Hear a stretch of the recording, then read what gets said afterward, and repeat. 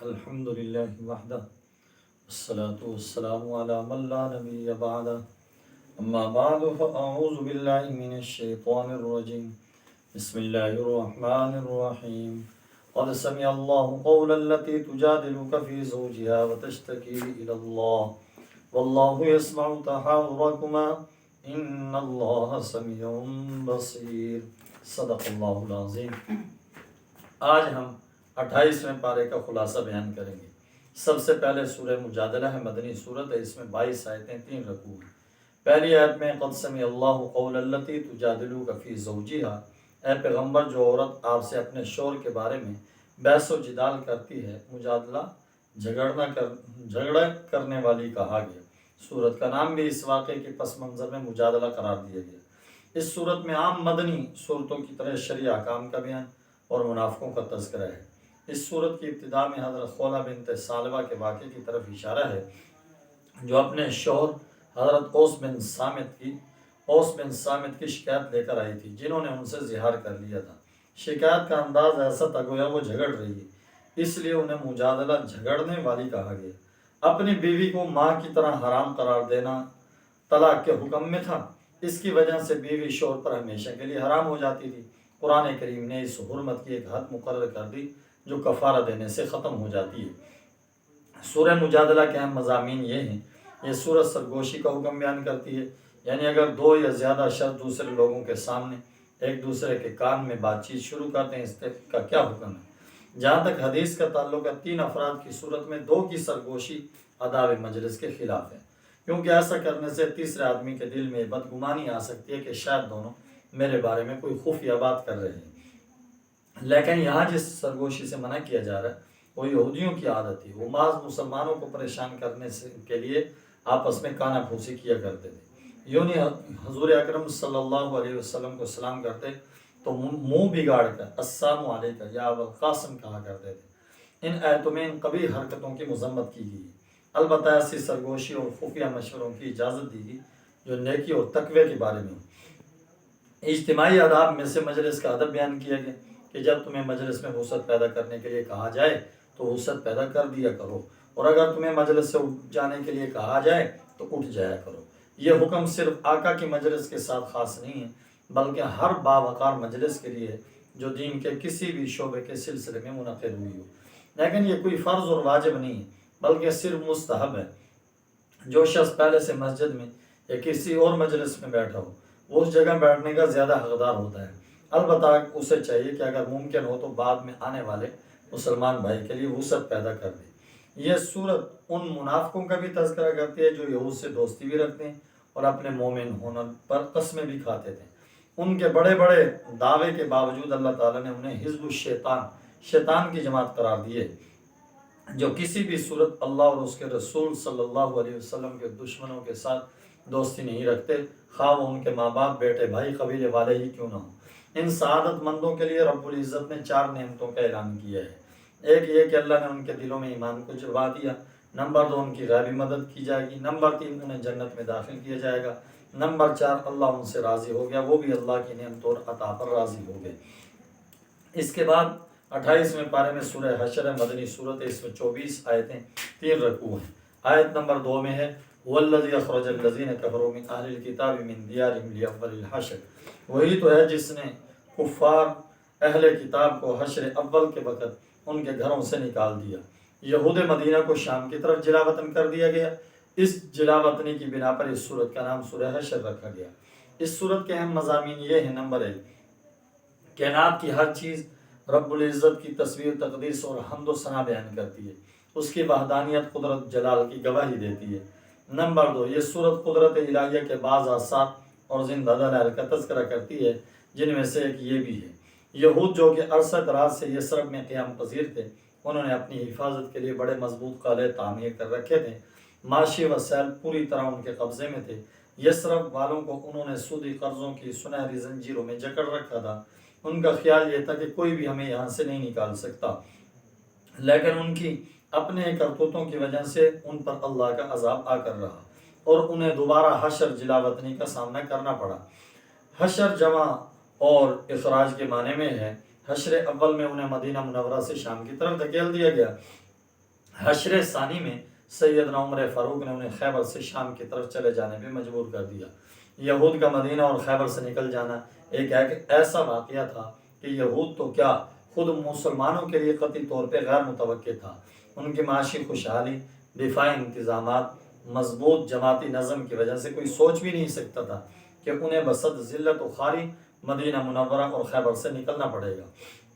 لیکن جب پروردگار عالم نے انہیں ان کی عہد شکنی، تعظیم و انکار، تکبر اور سرکشی کی وجہ سے نکالنے کا فیصلہ کر لیا تو ظاہری اسباب ان کے کسی کام نہ آئے، اللہ کا فیصلہ وقوع پذیر ہو کر رہا۔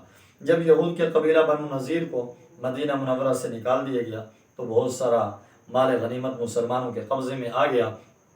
جو مال غنیمت قتل و قتال کے بغیر ہاتھ آ جائے اسے اصطلاح میں مال فے کہتے ہیں۔ اس مال فے کے بارے میں حکم دیا گیا، اس میں مجاہدین میں سے کسی کا حق نہیں، بلکہ اس کی تقسیم کا اختیار اللہ کے نبی کو ہے۔ وہ اسے فقراء، ضعفاء، مساکین، حاجت مندوں، قرابت داروں میں تقسیم کریں گے۔ یہاں اگرچہ مسئلہ تو مال فے کی تقسیم کا بیان ہو رہا تھا، لیکن اس کے ضمن میں اسلامی اقتصادیات کا ایک اہم فلسفہ بیان کر دیا گیا۔ وہ یہ کہ اسلام یہ نہیں چاہتا کہ دولت چند مالداروں کے ہاتھوں میں گردش کرتی رہے، بلکہ اسلام اس کا اس طریقے سے پھیلاؤ چاہتا ہے کہ سوسائٹی کا کوئی فرد اور کوئی طبقہ بھی محروم نہ رہے۔ زکوٰۃ، صدقات، میراث، خمس وغیرہ کی تقسیم میں یہی فکر کار فرما ہے۔ اقتصادیات کے اس عظیم فلسفہ کے علاوہ قانون سازی کے منبع اور مصدر کی بھی وضاحت کر دی گئی ہے۔ وہ یہ کہ پیغمبر علیہ السلام جو چیز تم کو دیں وہ لے لو، جس چیز سے منع کریں اس سے باز رہو۔ وہ تمام قوانین، مسائل و احکام جو رسول اکرم صلی اللہ علیہ وسلم اللہ کی طرف سے لے کر آئے ان کی اتباع واجب ہے، خواہ وہ قرآن کریم کی صورت میں ہو یا سنت صحیحہ کی صورت میں ہو۔ کتاب و سنت کو نظر انداز کرتے ہوئے کسی قسم کی قانون سازی جائز نہیں۔ سورہ حشر جہاں ایک طرف اللہ کی رضا کو ہر چیز پر ترجیح دینے والے مہاجرین انصار ان کی اتباع کرنے والے قیامت تک کے لیے مسلمانوں کی تعریف کرتی ہے، وہیں ان منافقوں کی بھی مذمت کرتی ہے جو یہود کو برے وقت میں اپنے تعاون کا یقین دلاتے رہتے تھے۔ ان دونوں گروہوں یہود و منافقین کا انجام یہ ہوگا، دونوں دوزخ میں داخل ہوں گے، اس میں ہمیشہ رہیں گے، ظالموں کی یہی سزا ہے۔ سورہ حشر کے آخری رکوع میں ایمان والوں کو اللہ سے ڈرنے کا حکم دیا گیا، انہیں سمجھایا گیا تم ان یہود و نصارہ کی طرح نہ ہو جانا جنہوں نے حقوق اللہ بھی بھلا دیا، جس کی پاداش میں اللہ نے انہیں خود ان کی ذات کے حقوق بھی بھلا دیے۔ وہ آخرت کو بھول کر حیوانوں کی طرح نفسانی خواہشات کی تکمیل میں لگے رہے۔ اس کے علاوہ ایمان والوں کو کتاب اللہ کی عظمت کی طرف متوجہ کرنے کے لیے فرمایا گیا، اگر اللہ پہاڑوں کو عقل و شعور عطا کر دیتا، پھر ان پر قرآن نازل کر دیتا، وہ اللہ کے خوف سے ریزہ ریزہ ہو جاتے۔ افسوس ہے انسان پر کہ اس بے مثال کلام کی عظمت سے ناواقف ہے اور اس کے حقوق ادا نہیں کرتا۔ سورت کے اختتام پر اسماء الحسنی کے ضمن میں اللہ کی عظمت و کبریائی کا بیان ہے۔ آخر میں وہی الفاظ ہیں جن سے اس سورت کا آغاز ہوا تھا، یعنی جتنی چیزیں آسمان و زمین میں ہیں سب اس کی تسبیح کرتی ہیں، وہی غالب حکمت والا ہے۔ اس کے بعد 28ویں پارے میں سورہ ممتحنہ ہے، مدنی صورت، اس میں 13 آیتیں 2 رکوع ہیں۔ آیت نمبر 10 میں اذا جاءکم المؤمنات مہاجرات فامتحنون، جب تمہارے پاس مومن عورتیں ہجرت کر کے آئیں تو ان کی آزمائش کر لو، ان کا امتحان لے لو۔ امتحان کا ذکر آنے کی وجہ سے ہی اس صورت کو ممتحنہ کہا جاتا ہے۔ اس صورت کا ابتدائی حصہ حضرت حاطب بن ابی بلتہ رضی اللہ عنہ کے بارے میں نازل ہوا، جنہوں نے مشرکین مکہ کو ممنون احسان کرنے کے لیے خفیہ طریقے سے مکہ کی طرف آقا علیہ السلام کی روانگی کی اطلاع دینے کی کوشش کی تھی۔ وہ بدری اور مخلص صحابی تھے، مگر ان سے ایسی حرکت سرزد ہوگی جو اللہ اور اس کے رسول کو پسند نہ تھی۔ بعد میں انہیں اس پر سخت ندامت ہوئی، انہوں نے صدق کے دل سے توبہ کی جو کہ قبول کر لی گئی۔ اس پس منظر میں یہ آیت نازل ہوئی، ایمان والوں کو اللہ رب العزت نے حکم دیا کفار جو کہ میرے دشمن بھی ہیں تمہارے دشمن بھی ہیں، انہیں دوست نہ بناؤ، وہ سنگ دل لوگ ہیں جنہوں نے مکہ کی سرزمین ایمان والوں پہ تنگ کر دی، انہیں وہاں سے ہجرت کرنے پر مجبور کر دیا۔ آج بھی ان کے دلوں میں آتش غضب بھڑک رہی ہے، انہیں مسلمانوں کو دکھ دینے، نقصان پہنچانے کا جو بھی موقع ہاتھ آتا ہے اسے ضائع نہیں جانے دینے، خواہ وہ موقع ہاتھ چلانے کا ہو یا زبان چلانے کا۔ یہ رشتے ناتے جنہیں تم بڑی چیز سمجھتے ہو اور قبول ایمان کے باوجود ان کے مفادات کا خیال رکھتے ہو، یہ قیامت کے دن کچھ بھی فائدہ نہیں دیں گے۔ وہاں باپ بیٹے، بھائی بھائی کے درمیان جدائی کر دی جائے گی۔ جب ان رشتوں کا یہ حال ہے تو ان کی خاطر اللہ اور اس کے رسول کے ساتھ خیانت کرنا، جماعت اسلامیہ کے رازوں کو افشا کرنا کہاں کی دانش مندی ہے۔ اس سوچ کی تائید اور تقویت کے لیے حضرت ابراہیم علیہ السلام کا واقعہ بیان کیا گیا ہے، جنہوں نے اللہ کے لیے اپنی مشرک قوم سے برات کا اعلان کر دیا تھا۔ ان کے نام لیواؤں پر بھی لازم ہے وہ کسی سے محبت کریں تو صرف اللہ کے لیے ہی، دوری اختیار کریں تو صرف اللہ کے لیے۔ جب اللہ تعالیٰ نے مسلمانوں کو کافروں سے مقاطعہ کا حکم دیا تو انہوں نے اس کی تعمیل میں دیر نہ کی۔ باپ نے بیٹے سے، بھائی نے بھائی سے تعلق ختم کر لیا، یوں ان کی ایمانی دعووں کی سچائی بالکل واضح ہو کر سامنے آ گئی۔ لیکن خونی رشتے اور وطن ایسی چیزیں ہیں کہ ان کی طرف میلان اور ان کی محبت رب العزت نے انسان کی فطرت میں رکھی ہے۔ اس لیے قرآن کریم ان فطری جذبات کا لحاظ رکھتے ہوئے مسلمانوں کو ایک بشارت سناتا ہے اور ایک معاملے کی اجازت دیتا ہے۔ بشارت تو یہ سنائے گی، کیا عجب ان قریب ہی اللہ تعالیٰ تم میں اور تمہارے دشمنوں میں محبت پیدا کر دے۔ اللہ رب العزت قدرت والے بڑے غفور رحیم ہے۔ یعنی ہو سکتا ہے کہ تمہارے رشتہ داروں کو بھی ایمان قبول کرنے کی دعوت توفیق دے دی جائے، یوں آج کے دشمن کل کے دوست بن جائیں گے۔ چنانچہ ایسا ہی ہوا اور بے شمار مشرکوں کو اسلام کی حقانیت کے سامنے گردن جھکانے کی توفیق ارزانی ہوئی۔ جس معاملے کی اجازت دی گئی وہ یہ تھا، جن لوگوں نے نہ تو قبول ایمان کی وجہ سے تمہارے ساتھ قتال کیا، نہ ہی تمہیں گھروں سے نکالا، تم ان سے حسن سلوک کر سکتے ہو۔ اصل میں اسلام محبت اور سلامتی کا دین ہے۔ وہ محض دھونس جمانے اور کسی اعلیٰ مقصد کے بغیر ملک اور زمین ہتھیانے کے لیے جنگ کی اجازت نہیں دیتا۔ وہ ان غیر مسلموں کے ساتھ بھی حسن سلوک اور تعاون کی تلقین کرتا ہے جو جنگ کو ناپسند کرتے ہوں اور امن کے ساتھ زندگی گزارنا چاہتے ہوں۔ سورہ ممتحنہ ان عورتوں کے بارے میں بھی رہنمائی کرتی ہے جو ایمان قبول کرنے کے بعد ہجرت کر کے مدینہ آ گئی تھی۔ ان کے بارے میں حکم دیا گیا، ان کا امتحان لے لو، انہیں اچھی طرح جانچ لو، آیا واقعی انہوں نے ایمان کی خاطر ہجرت کی ہے؟ اگر تمہیں ان کے ایمان پر اطمینان ہو جائے تو پھر انہیں کافروں کی طرف واپس نہ لوٹاؤ۔ مفسرین کرام لکھتے ہیں یہ حکم اس وقت نازل ہوا جب آقا علیہ السلام کے سخت ترین دشمن عقبہ بن ابی معیط کی بیٹی ام کلثوم ہجرت کر کے مدینہ طیبہ آ گئی۔ ان کا والد معاہدہ حدیبیہ کے پیش نظر انہیں واپس لانے کے لیے مدینہ طیبہ پہنچا۔ آقا نے انہیں یہ کہہ کر خالی واپس لوٹا دیا کہ ہمارا معاہدہ صرف ایمان لانے والے مردوں کے بارے میں تھا، عورتوں کے بارے میں نہیں تھا۔ اس صورت کی آخری آیت میں دوبارہ تاکید کی گئی، اے مسلمانوں تو اس قوم سے دوستی نہ رکھو جن پر اللہ کا غضب نازل ہو چکا ہے، جو آخرت سے اس طرح مایوس ہیں جیسے کہ قبر والوں سے کافر مایوس ہیں۔ اس کے بعد 28ویں پارے میں سورہ صف ہے، مدنی سورت ہے، 14 آیتیں 2 رکوع ہیں۔ آیت نمبر 4 میں ہے یقاتلون فی سبیل صفا کانہم بنیان مرصوص، جو لوگ اللہ کے راستے میں صف باندھ کر لڑتے ہیں گویا سیسا پلائی ہوئی دیوار ہیں۔ مجاہدین کی اسی صفت کی وجہ سے اس سورت کو سورہ صف کہا جاتا ہے۔ سورت کا موضوع جہاد و قتال ہے۔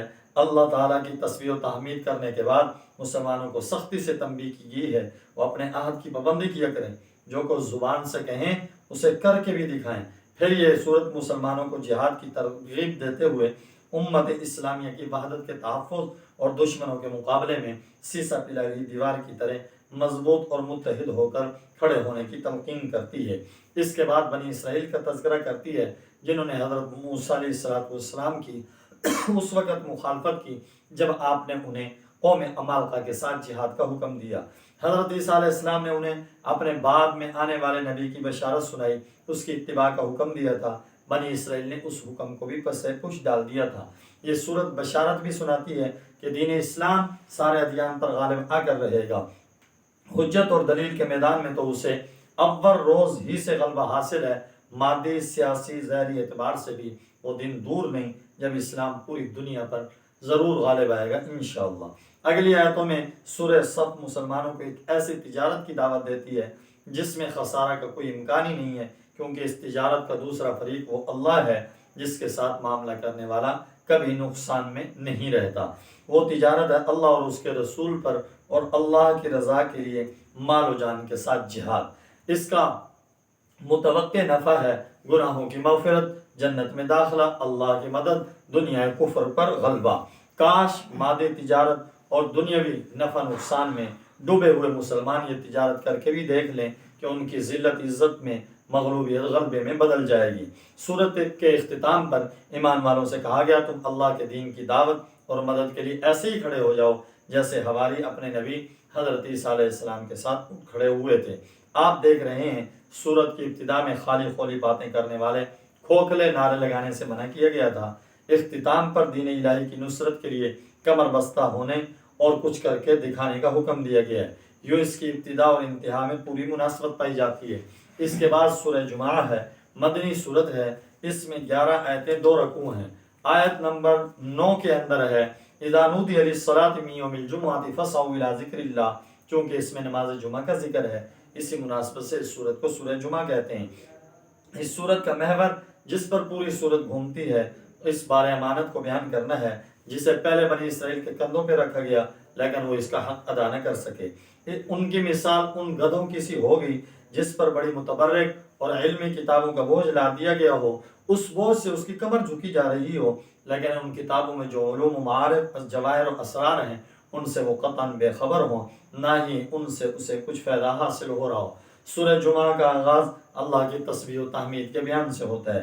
اس کے بعد آقا کے اوصاف اور بعثت کے مقاصد بیان کیے گئے ہیں، یعنی تلاوت کتاب، تعلیم کتاب، تزکیہ، حکمت۔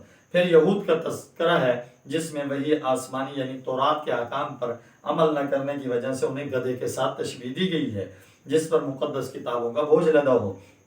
انہیں مباہلہ کی دعوت دی گئی ہے کہ اگر واقعی وہ اولیاء اللہ ہیں تو پھر موت کی آرزو کریں، کیونکہ اولیاء اللہ کے لیے یہ جہان تو قید خانہ ہے، آخرت میں ان کے لیے نعمت، فرحت، خوشی عیشی کے ہزاروں سامان ہیں۔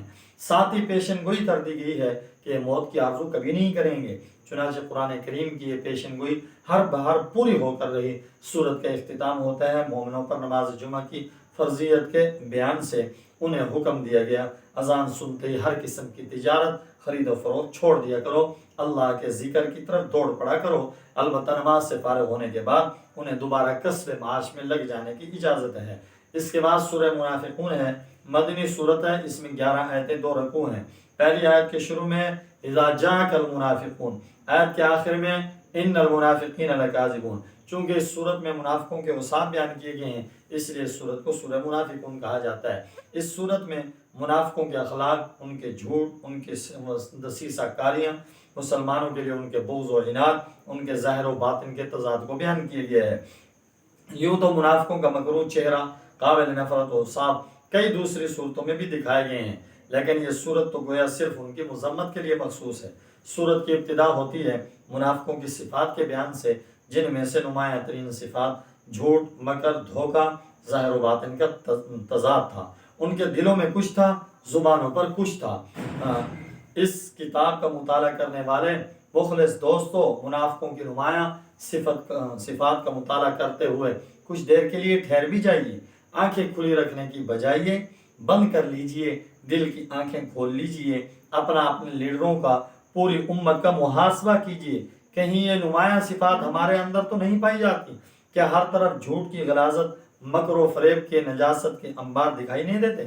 کیا آج کا سب سے بڑا مسئلہ ظاہر و باطن، قول و عمل کا تضاد نہیں ہے؟ تقریریں لچھے دار، تحریریں مزیدار، باتیں پروقار، مگر عمل کچھ بھی نہیں، خالی ڈھول ہے جو پٹ رہے ہیں، جن کی ہیبت ناک آواز دور دور تک پہنچ رہی ہے، مگر انہیں پھاڑ کر دیکھیں تو اندر سے کھلے ہیں۔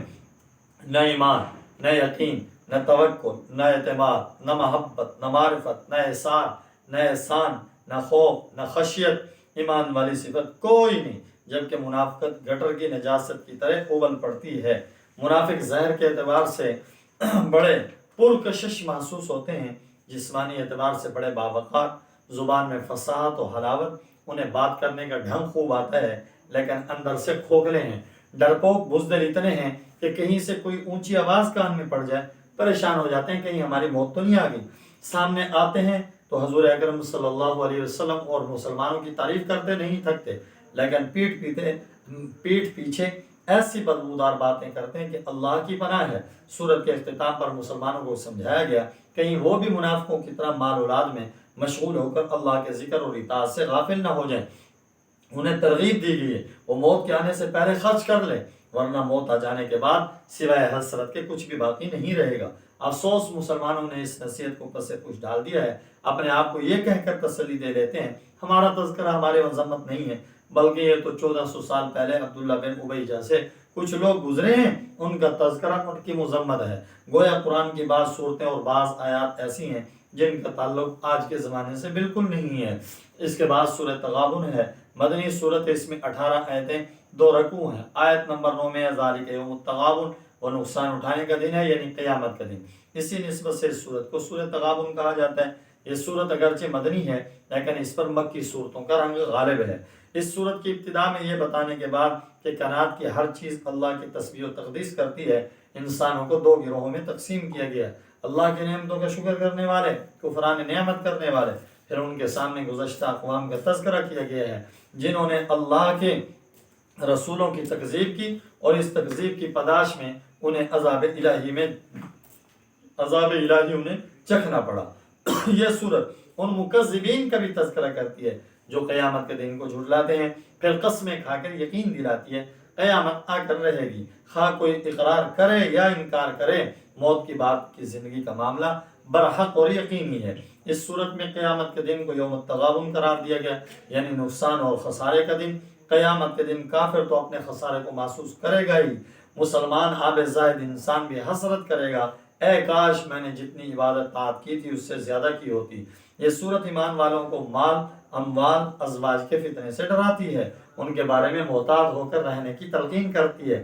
بس اوقات ان کی خاطر انسان اپنی آخرت تباہ کر لیتا ہے، نہ حلال نہ حرام کی پرواہ کرتا ہے، نہ ہی دینی حقوق و فرائض کی ادائیگی کا اہتمام کرتا ہے، ان کی محبت ہی کی وجہ سے ہجرت اور جہاد سے محروم رہتا ہے۔ سورت کے اختتام پر ایمان والوں کو اللہ سے ڈرنے، اس کے راستے میں خرچ کرنے، بخل سے بچ کر رہنے کا حکم دیا گیا ہے۔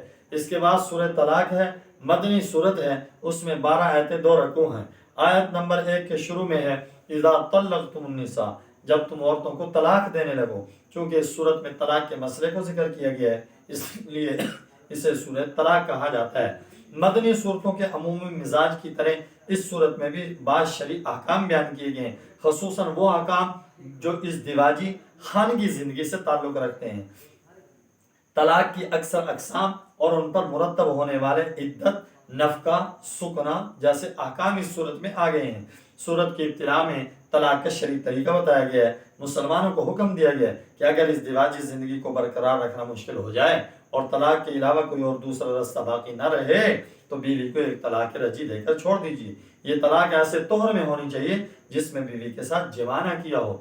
طلاق دینے کے بعد اسے عدت ختم ہونے تک چھوڑ دیا جائے، اسے طلاق سنی کہا جاتا ہے۔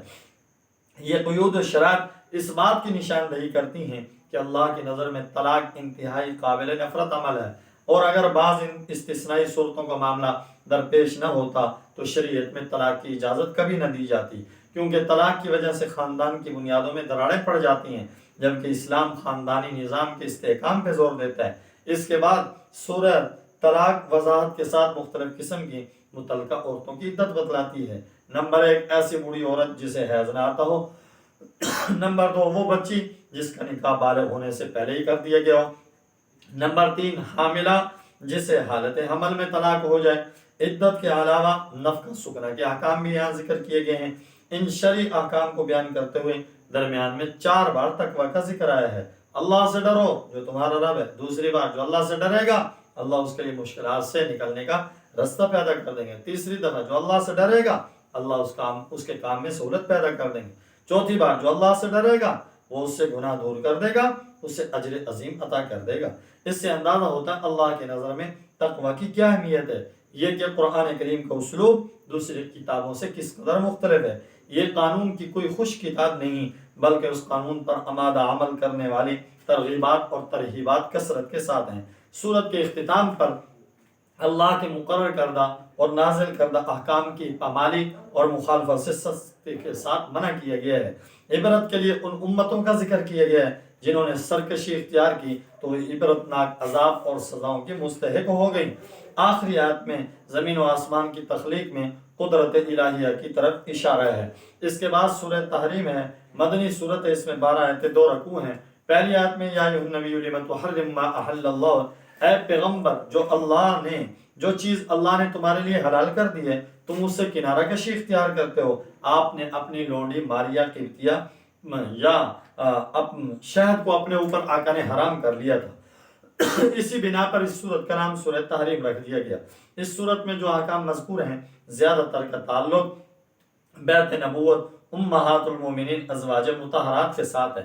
اس صورت کی پہلی آیت میں جس واقعے کی طرف اشارہ ہے اس کا تعلق خود آقا کی ذات کے ساتھ ہے۔ جب آقا نے اپنی لونڈی ماریا قبطیہ یہ شہد کو اپنے اوپر حرام کر لیا، چنانچہ بڑے محبت امیز انداز میں عتاب ہوا اور فرمایا کہ اے پیغمبر، جو چیز اللہ نے تمہارے لیے جائز کی ہے تم اس سے کنارہ کشی اختیار کرتے ہو، کیا اس سے اپنی بیویوں کی خوشنودی چاہتے ہو؟ اور اللہ بخشنے والے رحم کرنے والے ہیں۔ جب آقا نے تحریم کا یہ راز اپنی ایک زوجہ مطہرہ حضرت حفصہ کو بتا دیا، انہوں نے حضرت عائشہ کے سامنے یہ راز افشا کر دیا، جس سے آقا کو سخت صدمہ ہوا، یہاں تک کہ آپ نے بعض ازواج کو طلاق دینے کا ارادہ کر لیا، لیکن اسے عملی جامہ پہنانے کی نوبت نہیں آئی۔ اللہ تعالیٰ نے بھی ان ازواج کو تنبیہ کرتے ہوئے فرمایا اگر پیغمبر تم کو طلاق دے دیں تو عجب نہیں ان کا پروردگار تمہارے بدلے ان کو تم سے بہتر بیویاں دے دے۔ اس کے بعد یہ صورت ایمان والوں کو حکم دیتی ہے اپنے آپ کو اپنے اہل عیال کو آتش جہنم سے بچاؤ، اور یہ کہ اللہ کے آگے صاف دل سے توبہ کرو۔ سورت کے اختتام پر دو مثالیں بیان کی گئی۔ پہلی مثال کافرہ بیویوں کی ہے جو مومن صالح کے نکاح میں تھی۔ مومن صالح سے مراد حضرت نوح علیہ السلام، حضرت لوط علیہ السلام ہیں۔ دوسری مثال مومنہ بیوی کی ہے جو ایک بدترین کافر کے نکاح میں تھی، کافر سے مراد فرعون ہے۔ ان دو مثالوں سے ظاہر ہوتا ہے اگر انسان خود مومن اور صالح نہ ہو تو اسے کسی مومن کی قرابت اور حسب و نسب کچھ بھی فائدہ نہیں دے سکتا۔ یہ 28ویں پارے کا خلاصہ تھا جو آپ حضرات کے سامنے بیان کیا گیا۔